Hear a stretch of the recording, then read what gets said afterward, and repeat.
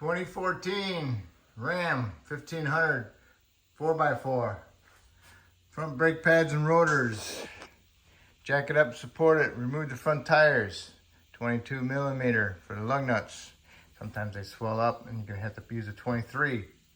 But if they swell up and you can't fit a 22 on there, go ahead and replace the lug nuts if you can. Alright, tires off. So now all we need to do is remove the caliper. And the caliper is held on by two 13 millimeter head caliper bolts. One here and one here. What you want to do is remove those. Get yourself a flat blade screwdriver, decent size, like this. Reach it in here a little bit, just pry it up a little bit. You don't want to go too far because the caliper pistons are plastic basically, and the pads got these little nubs on them, so you'll chip it, pry them off. So what you need to do is take a screwdriver in there and push the caliper pistons in a little bit by pulling on the caliper. Just get in there and get a good grip, pry against it, push them pistons in a little bit so you can pull that caliper off, no problem, okay? Alrighty, here we go. Pull it off, there they are, see them? Take it up, flip it over to the side. You want to inspect them, make sure they're not torn or leaking any fluid. They look pretty decent. And you can go ahead and wire brush them down and then get an old pad and a C-clamp. Squeeze it together, push them pistons in. Or if you have the tool, the ratchet, use that to push them in. Next you want to remove is the caliper bracket. And it's got 13/16 or 21 millimeter. These two bolts, one here and one here. Remove those. Remove the bracket. Here's the bolts, two of them. Take the pads. Get your pads out of there. And you got your clips in here, your hardware. Remove those. And then inside here where those were, you got all that rust. So you need to get that rust out of there. Because what rust does is it swells up, expands, and then it puts pressure against your pads and doesn't allow the pad to kind of float in there a little bit. It makes them stiff. Alright, so then you need to do is remove your rotor. If your rotor's bonded on there, spray it down with some penetrant, and then you can smack it with a hammer and break it loose. Try not to hit the lug nuts. And you put a lug nut on there to keep it from falling off and hitting you in the foot or cutting your airline. So once you got the rotor off, once you have the rotor off, you need to clean up the hub. This is a stepped hub, so it's lower in the center than on the outside and the inside. You don't want to clean these up to match that because it's a stepped hub. So what you want to do is you want to get this cleaned up and get all the rust surface off of there. If it's really got big chunks of rust that's caked in there, then you might as well just replace the hub bearing. But sometimes that's kind of pricey. So clean them up best you can. Try not to remove any metal. Just make them nice and shiny. And what I'll use is a die grinder, angle die grinder with a sandpaper. And then I got my other one with a Brillo pad on it with the hole in it. Or you can use a sharp, brand new screwdriver, scrape it in there on the flat spot, clean it all up. Hub is pretty much done. Did it like that, all the way around it. And I got in here like this.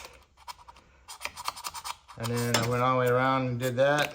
And then I turned it sideways, and I can lightly do it like this. Perfect hub for it. All right, and then with a wire brush, clean it all up.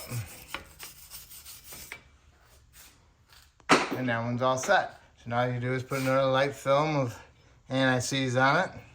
This one had anti-seize on it from before, and it helped prevent it from rusting up. And that's the purpose of the anti-seize. Cleaned up the caliper, wire brush. Got me my C-clamp, old pad, put together, tightened it up, pushed the pistons in. Just make sure when you're pushing the pistons in, your hose is straight, it's not kinked to restrict the return of the flow. So now we got that one done. I'll show you the other tool, which is that style tool, and that one's done. So both of them are pushed back in, and I'm ready to go.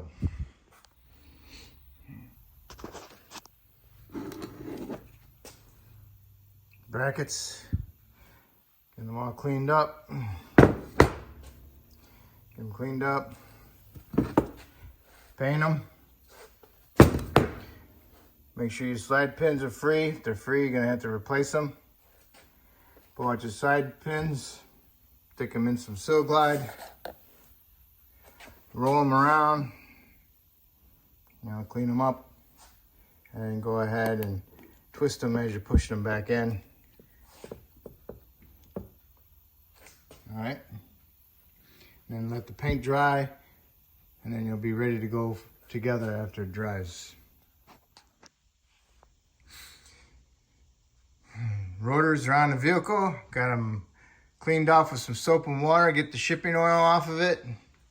And then for the caliper brackets, the paint's dry. So go ahead and brush a little bit of lube inside there. Just a little bit. Get your pads prepped, ready to go. Got the springs on the back side of the pad, not towards the material. Got those ready. Those don't matter, right or left, in or out, are all the same. And then go ahead, get your bracket on there, get your bolts snugged up, and then you'll want to torque them to 130 foot-pounds. All right, these are not heavy duty, these are light duty. Heavy duty is insane. All right, so then we'll put our pads in there, and they'll have that little bit of spring to them, so then you have to have your caliper ready to put on there as you're holding the pads in place. Pads are in place. That's how they function. So now, grab your caliper, bring it down here, squeeze those together, push those in as you're trying to go past them, the guide pins, slide pins. And put your little bolts in there, snug them up, and then you want to torque those to 32 foot-pounds. Now that you got this side done, now you can go do the other side exactly the same way. It's just on the other side, okay? So once you get both sides done, go ahead and lube your suspension if you can, if you remember, wherever the points are. Grease zerks, so you get the tire off, so you might as well do that. But anyway, so then you got everything all set. Go ahead and put your tires on, torque your lug nuts to 140 foot-pounds, lower down to the ground, go inside the vehicle, start it up, push the pedal to the floor a couple times, to take up that gap inside there because you push the pistons in. So that way you'll have braking when you do put it in drive or reverse. So make sure you have a good firm pedal before you do put it in drive or reverse, all right? So just make sure you pump up that pedal. Then what you want to do is open up your hood, go to your brake master cylinder, check your reservoir, check the level. If it needs to be topped off, go ahead and top it off, but make sure you double check if it's type 3 or type 4 or whatever, okay? So that will complete your front brakes, and hopefully this video helped you, and hopefully you can help me out by subscribing to me, and I appreciate it, and good luck.